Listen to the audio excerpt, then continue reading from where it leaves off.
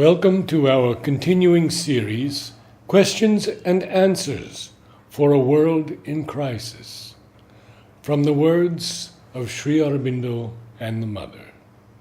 Speech, Part 1. From the Mother. The question of mental austerity immediately brings to mind long meditations leading to control of thought and culminating in inner silence.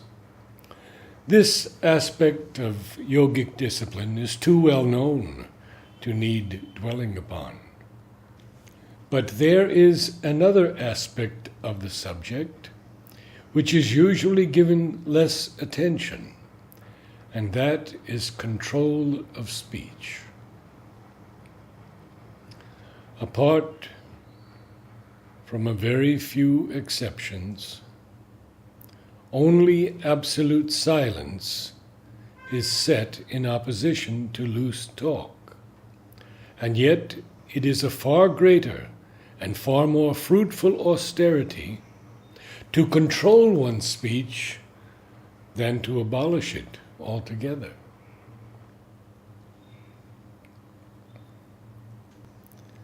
Besides, it is a well-known fact that the weaker the mental power, the greater is the need to use speech.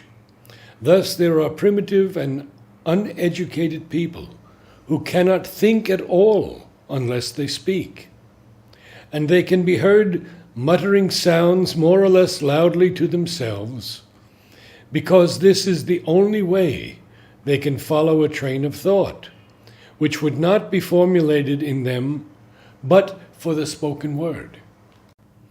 There are also a great many people, even among those who are educated, but whose mental power is weak, who do not know what they want to say until they say it.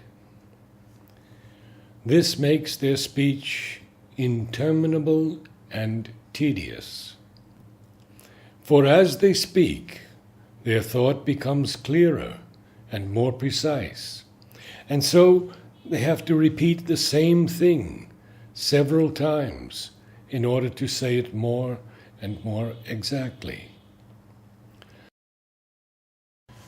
Some need to prepare beforehand what they have to say, and stutter when they are obliged to improvise, because they have not had time to elaborate step by step the exact terms of what they want to say.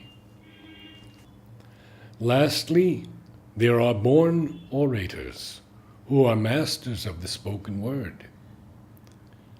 They spontaneously find all the words they need to say what they want to say, and say it well. None of this, however,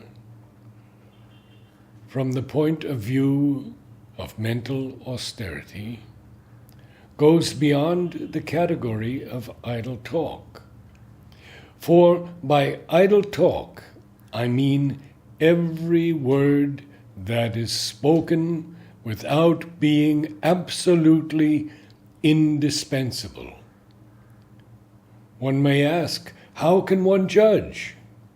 For this, one must first make a general classification of the various categories of spoken words. First, in the physical domain, we have all the words that are spoken for material reasons. They are by far the most numerous and most probably also the most useful in ordinary life. A constant babble of words seems to be the indispensable accompaniment to daily work.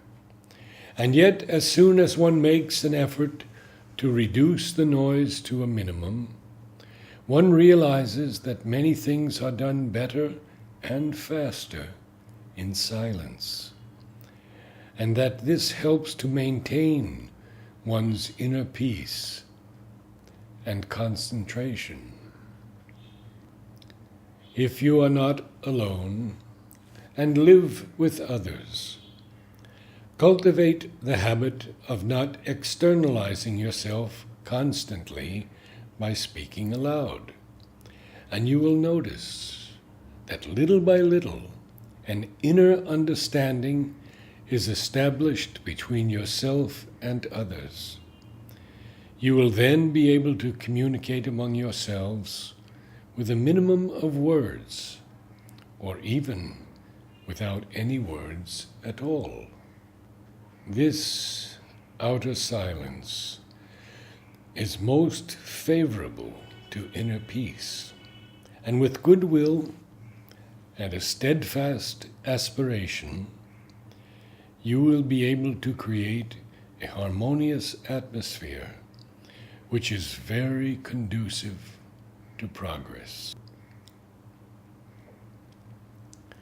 In social life, in addition to the words that concern material life and occupations, there will be those that express sensations, feelings, and emotions.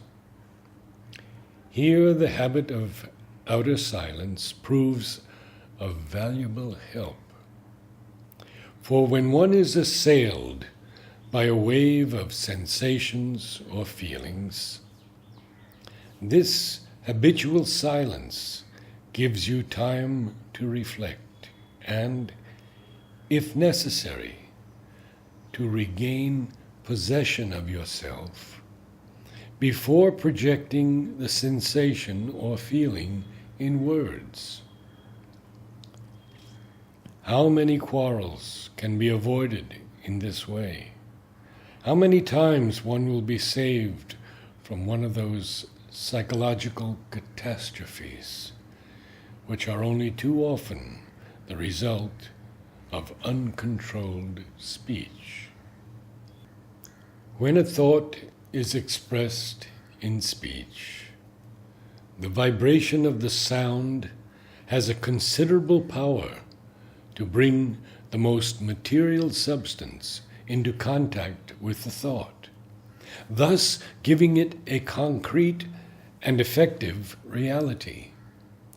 That is why one must never speak ill of people or things, or say things which go against the progress of the divine realization in the world. This is an absolute general rule, and yet it has one exception. You should not criticize anything unless at the same time you have the conscious power and active will to dissolve or transform the movements or things you criticize.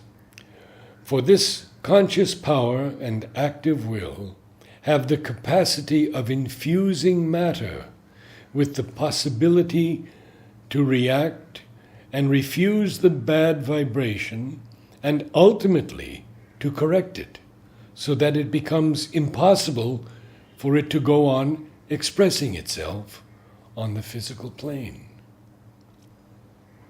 Moreover, where inner life and spiritual effort are concerned, the use of speech should be subjected to a still more stringent rule, and nothing should be said unless it is absolutely indispensable.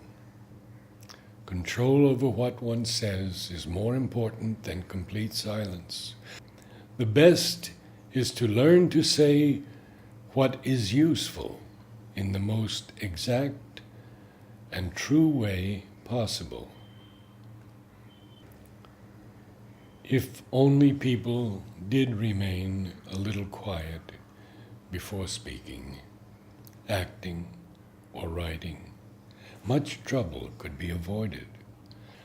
So many things are said uselessly. They bring misunderstandings and bad feelings, which could have been saved with silence. In conclusion, I would say this. If you want your speech to express the truth, and thus acquire the power of the word, never think out beforehand what you want to say. Do not decide what is a good or bad thing to say. Do not calculate the effect of what you are going to say. Be silent in mind and remain unwavering in the true attitude of constant aspiration towards the all-wisdom, the all-knowledge, the all-consciousness. Then, if your aspiration is sincere, if it is not a veil for your ambition to do well and to succeed, if it is pure, spontaneous, and integral, you will then be able to speak very simply, to say the words that ought to be said, neither more nor less, and they will have a creative power.